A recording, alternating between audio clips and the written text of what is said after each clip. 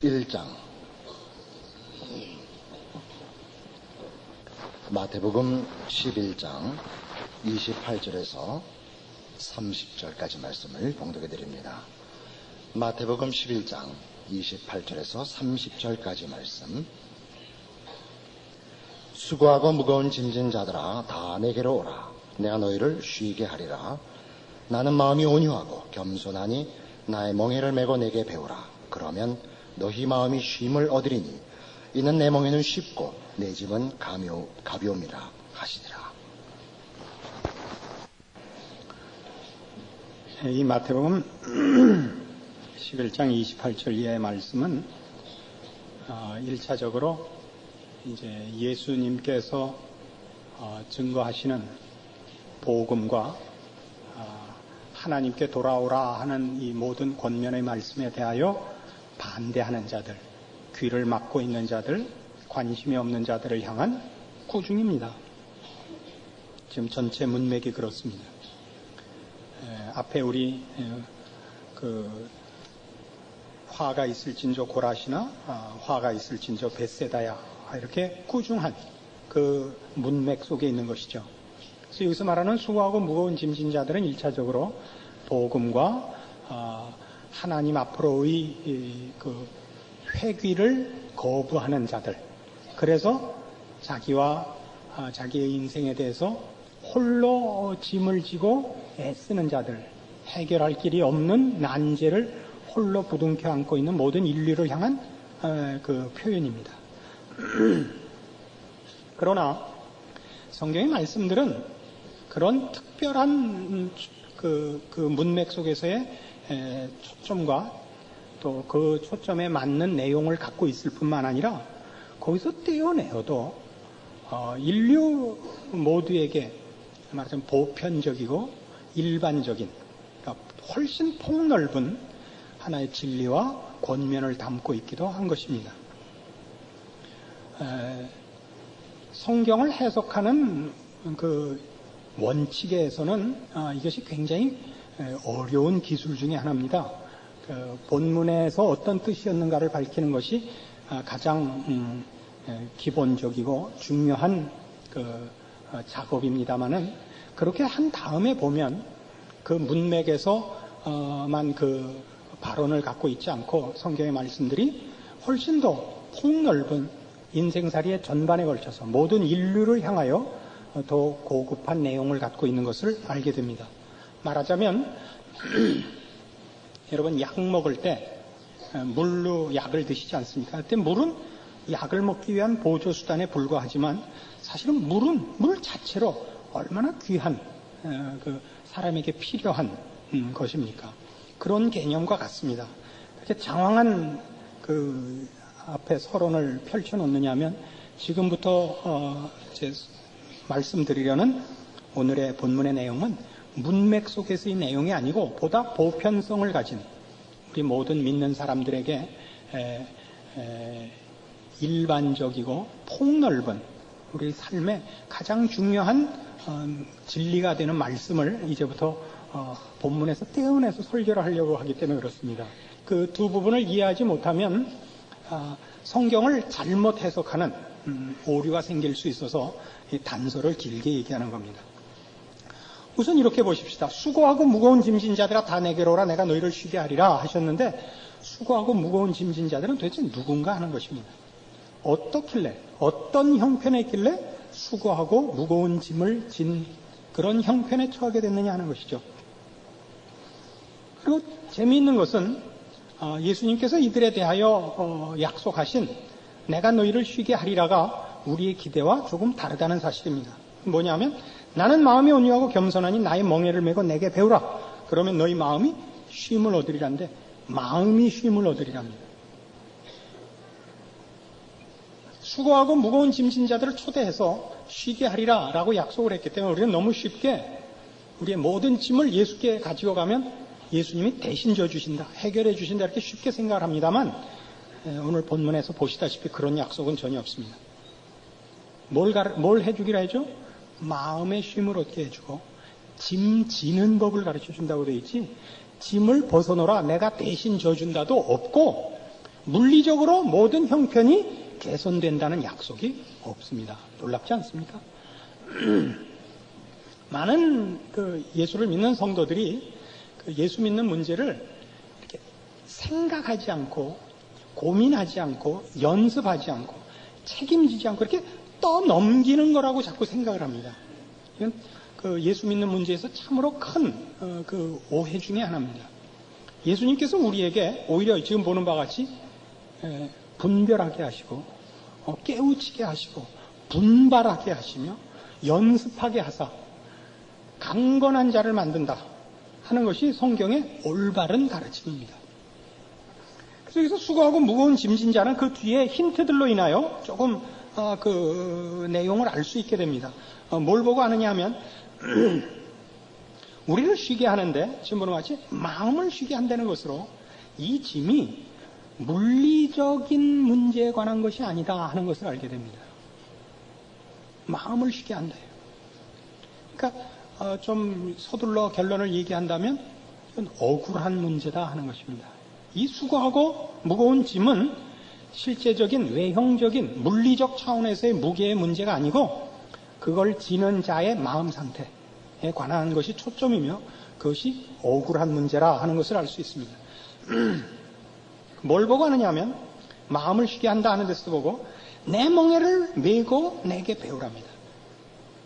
그러면 너희 마음이 쉼을 얻는다는데 나의 멍에를 메면 뭘 배우기 때문에? 내 멍에는 쉽고 내 짐은 가볍기 때문에 내 멍에를 메면 너희가 마음의 쉼을 얻는다 이겁니다. 여기에 모든 힌트가 있죠. 예수님이 진 멍에가 뭐죠? 예수님이 진 멍에는 십자가입니다. 십자가는 아시다시피 예수님께서 우리를 구원하기 위하여 우리 죄 짐을 지신 자리입니다. 그의 생명으로 우리를 구속하신 겁니다.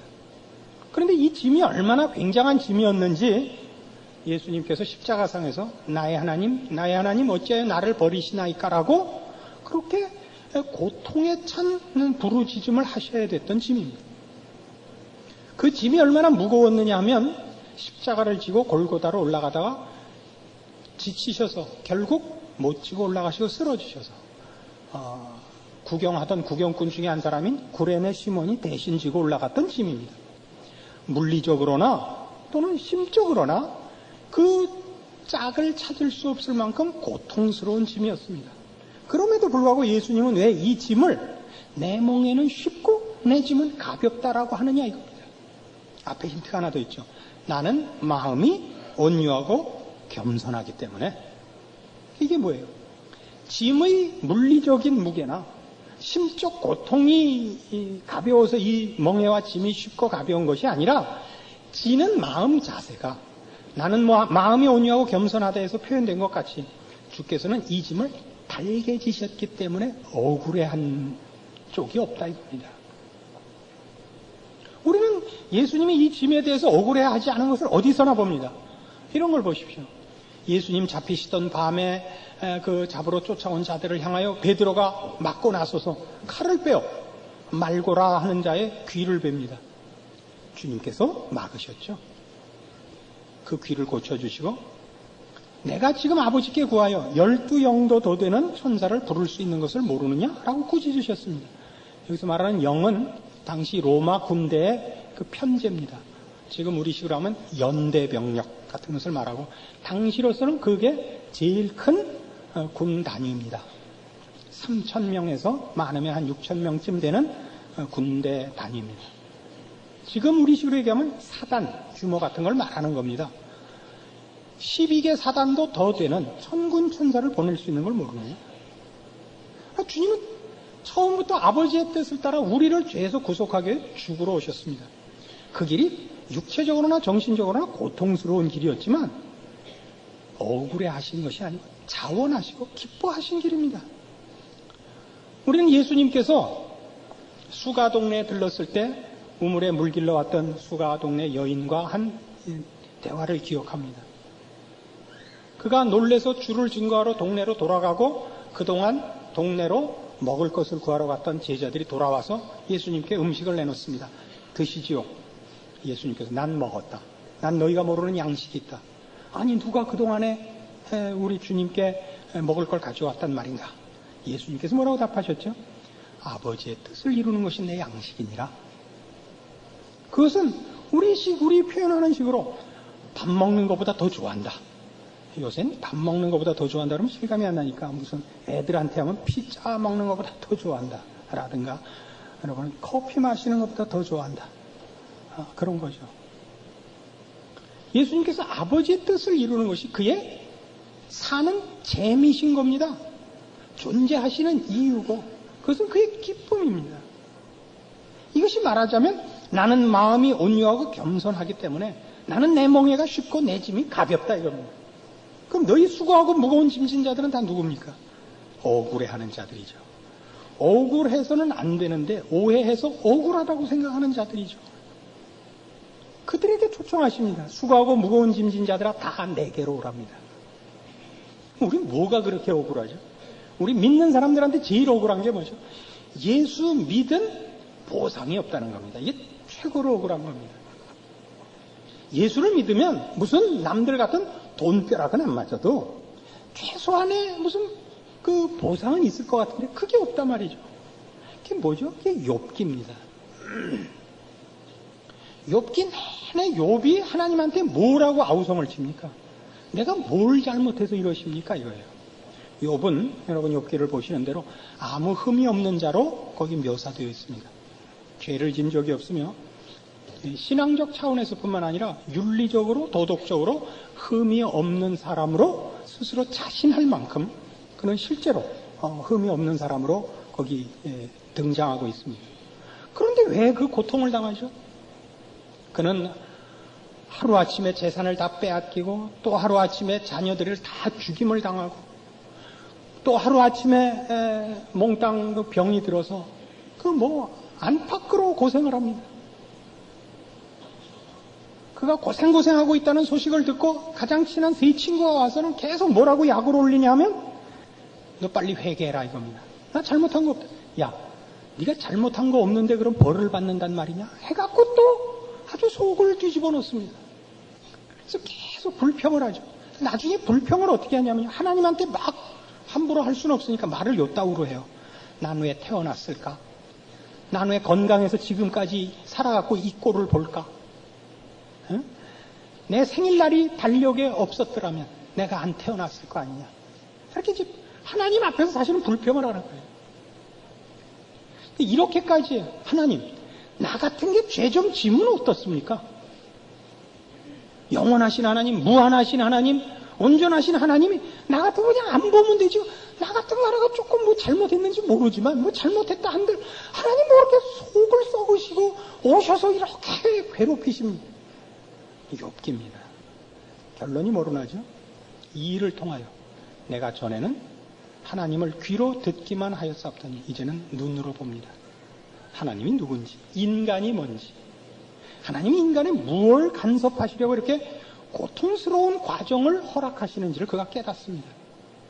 우리 신약식으로 얘기하면 히브리서 12장이 그겁니다. 너희가 참음은 징계를 받기 위함이라 이렇게 나와 있습니다. 히브리서는 당시 초대교회에 유대인들이 주를 이룬 어떤 집단인 것 같습니다. 그들은 예수를 믿어서 당시 예수를 메시아로 인정하지 않는 이스라엘은 아직도 그러죠. 그들에게도 동족들에게도 완전히 매장을 당하고 또 이방 세계가 아직 기독교를 인정하지 않을 때니까 당시 주권국인 로마에 의해서도 핍박을 당하는 완전히 안팎으로 고생을 당하고 있습니다. 왜 우리가 진리를 깨우치고 생명 가운데 들어오면 정당한 결정과 하나님 앞에 모든 헌신을 하고 있는데 이렇게 산다는 게 어렵단 말인가? 거기에 대한 답입니다. 너희가 참음은 징계를 받기 위함이라. 징계라는 뜻이 뭐라 그랬죠? 자식 만들기라는 뜻이라 그랬죠. 여러분 영어 성경을 보시면 이게 디시플린이라고 번역되어 있습니다. 자식 훈련시키는 것을 말합니다. 그 단어가. 헬라어 그 성경 그 원본에는 파이데이아라고 되어 있어서 파이디온이라는 아이들이라는 뜻의 파생어입니다. 자식 만들기, 직역하면 그런 뜻입니다. 왜 예수 믿는 인생이 고달프냐고요? 믿어서 어떤 기계적인 결과를 얻는 것이 아니라 하나님의 자녀로 훈련받아야 되기 때문에 그렇습니다. 여러분 자식 낳아봐서 알죠? 낳는 게 어려워요? 기르는 게 어려워요? 3살에 죽어서 모른다고요? 기르는 게 어렵죠. 이제 대학 가면 그만인 줄 알았더니 대학 가니까 대학생답게 속속이고, 군대 가면 좀 나한테 군인같이 속속이고, 결혼하면 좀 나한테 결혼한 속을 썩이고, 이제 아주 손주까지 동원해서 지랄을 떨고. 애를 기른다는 게 간단한 문제가 아닙니다.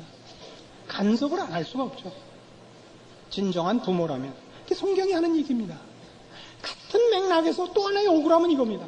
이런 억울함을 다니면서 보다 근본적인 불평은 뭐냐면, 왜 세상이 이 꼴이냐 이거죠. 하나님이 온천한 만물의 주인이시고 우리를 사랑하사 그 아들을 아끼지 아니하고 보내신 분인데 왜 세상에 공의가 시행되지 않는가? 왜 세상은 공평하지가 않은가? 이 제일 화를 낸 기록이 시편 73편이에요. 집에 가서 이것도 보세요. 시편 73편은 그거예요. 왜 악당들이 더 잘 사는가? 왜 사기꾼이 더 잘 사는가? 왜 의인은 보상을 못 받는가? 얼마나 처먹었는지 눈이 다 튀어나왔다 그랬어요. 살찜으로 눈이 솟아나고.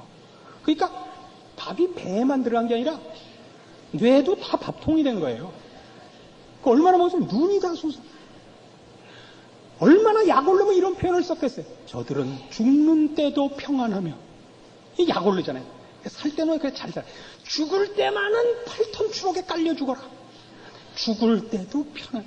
너무 약이 오른 거예요. 이런 일에 최고의 이 주제를 가지고 제일 하나님 앞에 달려들었던 이가 누구냐면 하박국 선지자입니다. 구약성경 1302페이지. 하박국서 1장 2절을 봅시다. 하박국서 1장 2절. 여호와여, 내가 부르짖어도 주께서 듣지 아니하시니 어느 때까지리까? 내가 강포를 인하여 외쳐도 주께서 구원치 아니하시나이다. 어찌하여 나로 간악을 보게 하시며 패역을 목도하게 하시나이까? 대저 겁탈과 강포가 내 앞에 있고 변론과 분쟁이 일어났나이다.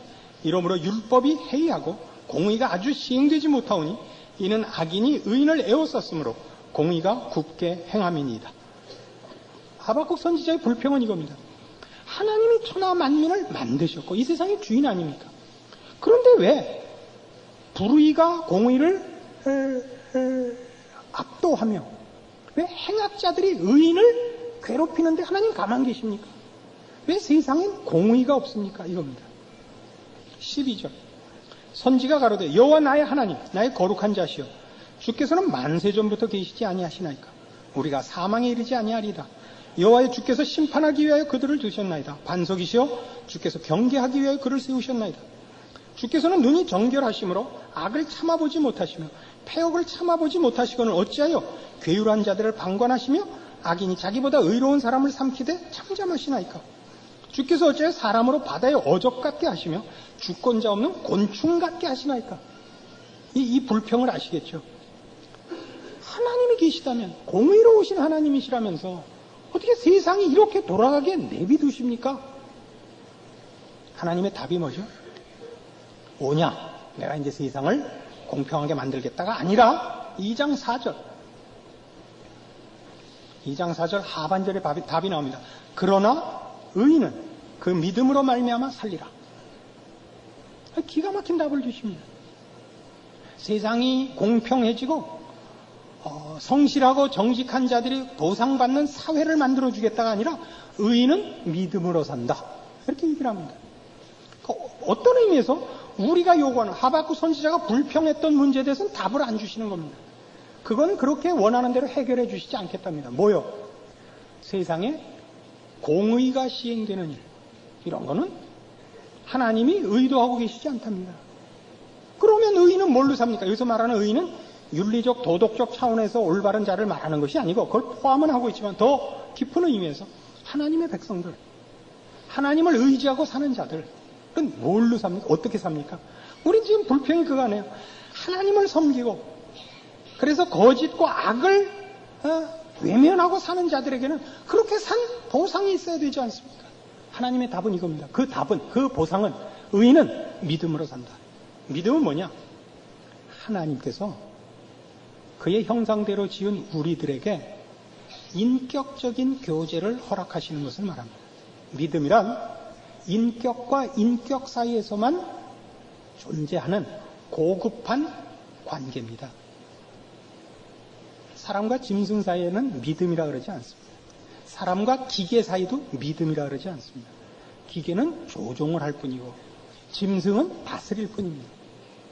믿음이라는 건 사랑이란 단어와 같이 대등한 관계가 아니면 성립되지 않는 관계에 관한 표현입니다. 신자된 보상이 뭐냐?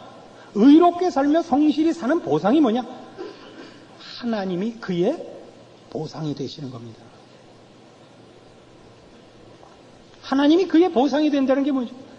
하나님께 기뻐하심을 입으며 하나님의 즐거워함을 보며 하나님이 우리를 그의 자녀라 인정하시는 일을 존재와 삶의 모든 영역에서 누리는 것입니다. 하박국이 이 답을 알아먹습니다. 여러분, 이 답 알아먹는 게 그렇게 쉽지 않으리라고 생각합니다. 이번 주 수요일부터 그래서 믿음의 본질이라 하는 내용으로 이 믿음에 관한 것을 이제 계획으로는 한 5, 6개월 동안 수요일마다 잘 가르칠 예정입니다. 그래서 하박국이 뒤에 뭐라고 감사를 하냐면 3장 17절 가시면 여러분 잘 아는 하박국 선지자 이런 고백이 나옵니다. 비록 무화과 나무가 무성치 못하며 포도나무에 열매가 없으며 감람나무에 소출이 없으며 밭에 식물이 없으며 우리의 양이 없으며 외양간에 소가 없을지라도 나는 여호와를 인하여 즐거워하며 나의 구원의 하나님을 인하여 기뻐하리로다. 이거 보세요. 신자된 보상은 뭐냐? 하나님 당신이시다 이거예요. 하나님 당신이시다. 우리의 이해를 돕게 하여 약간 유치한 이해를 둡시다. 옛날 동화를 보면 다 이렇게 됐어요. 어떤 나라에 공주님이 한 분이 있는데 그 나라에 외적이 쳐들어오게 됐어요. 그래서 왕이 이래요. 저 적군을 물리치는 장수에게 내 딸을 주겠다. 그래서 너도나도 그 공주를 차지하기 위하여 나갔다가 다 죽습니다. 그래서 이제 뭐 늘 주인공은 죽으면 안 되니까 마지막에 주인공이 등장을 해서 적군을 물리치고 공주를 얻었다 이거예요. 왕이 물어봐요. 이 나라 반을 줄까? 아니면 공주를 줄까? 공주를 주십시오. 이게 사랑이죠. 공주를 달래는 건 거기서는 무슨 보상이 아니죠. 사랑이죠. 그걸 공주를 얻기 위해 애쓴 모든 것은 그 애쓴 것의 결과를 얻기 위해서가 아니라 공주를 얻으려는 일심이 그를 나가 싸우게 하는 거죠. 그건 물건을 얻는 것과는 다르죠. 그렇죠? 부부의 관계나 부모와 자식의 관계에서 보십시오. 그 상대가 다 무슨 물건적 차원에서의 보상은 아니죠. 깊은 인격과 영적인 관계에서의 어떤 만족과 안타까움과 이런 것이 일어나는 다른 무엇으로는 그 짝을 찾을 수 없는 대상인 것입니다. 하나님은 우리에게 그렇게 찾아오십니다. 우리의 보상이 뭐냐? 예수를 믿은 보상이 뭐냐? 공평한 나라에 살고 정직한 보상을 받는 것이 아니라 물질적으로. 여기 있는 무화과 나무가 무성치 못하고 포도나무에 열매가 없고 이런 거예요. 뭐 이런 보상이 아니라 하나님 당신이었습니다. 그러니까 우리의 이해를 돕기 위해 이런 더 이상 무슨 좋은 표현이 없어요. 이 표현을 쓰는 거예요. 새겨 들으세요.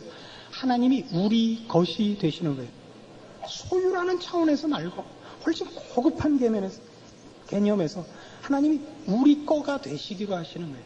이게 예수 믿은 자의 보상이에요. 그럼 우리의 삶에서 일어나는 모든 억울함들, 예수 믿은 값이 뭐냐? 예수 믿은 보상이면 하나님이시라니까요. 이걸 놓치면 신앙에는 기쁨과 감사가 없습니다.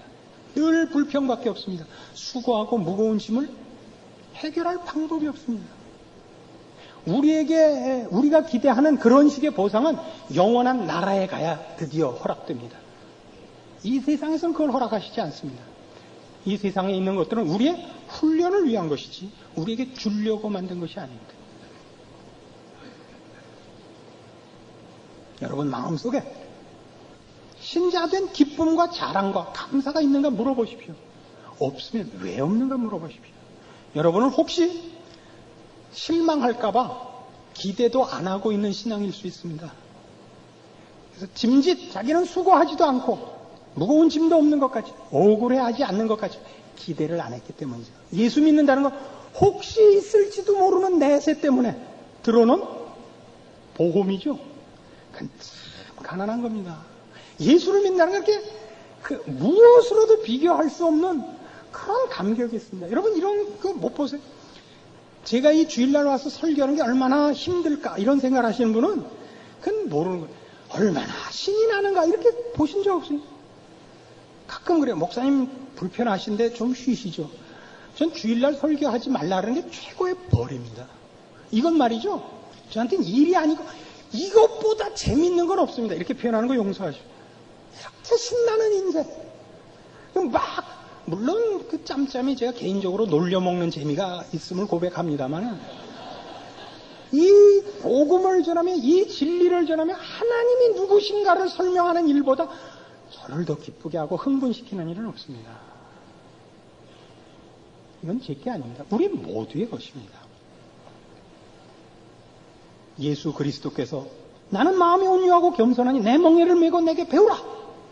그리하면 너희 마음이 쉼을 얻으리니 이는 내 멍에는 쉽고 내 짐은 가벼움이라. 주님께서 이 땅에서 우리를 위해 돌아가신 이 일에 대해 주님은 조그만치도 불평과 하여튼 마음에 무슨 거리낌이 없으신 겁니다. 그것은 그분에 의해서 제일 기쁜 일이고 제일 신나는 일이셨다고요. 예수를 믿고 사는 인생은 그것보다 더 신나고 더 즐거운 다른 것으로는 비교할 수 있는 것이 없다고요. 여러분이 이런 기쁨과 승리로 인도함을 받은 줄 아시고 허락된 신앙 안에서 참으로 감사와 기쁨과 승리가 넘치기를 바랍니다. 기도하십시다. 하나님 아버지 은혜를 감사합니다. 우리가 진 짐은 무엇입니까? 그것은 욕심입니다. 그것은 나태를 향한 미련한 요구입니다. 신자된 자랑과 그 기쁨을 빼앗기지 말게 하옵소서.